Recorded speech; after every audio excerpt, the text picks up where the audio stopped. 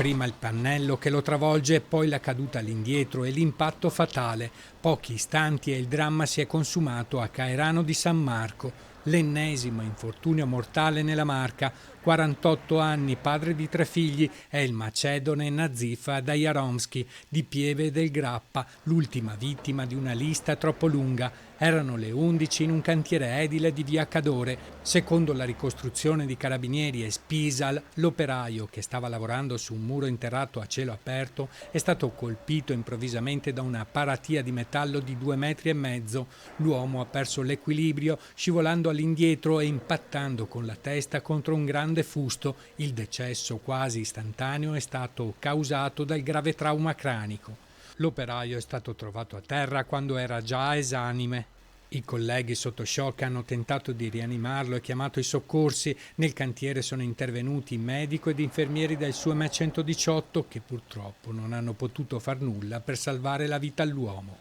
Sul posto sia gli ispettori del nucleo Spisal di Treviso che i carabinieri della compagnia di Montebelluna. In via Cadore anche il sindaco di Caerano di San Marco, Gianni Precoma. Sono in aumento gli incidenti sul lavoro, soprattutto nell'edilizia.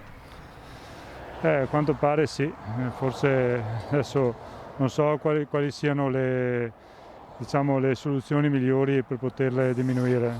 Mi sembra che stiano lavorando anche a livello governativo per fare qualcosa. Speriamo che riusciamo a fare qualcosa per diminuirle, perché non dovrebbero più accadere queste cose. La procura aprirà un'inchiesta. Il 48enne lavorava da 7 anni alla ditta di costruzioni edili Parisotto Danilo, un padre di famiglia ben voluto da tutti e un'altra croce nel bollettino di guerra degli infortuni.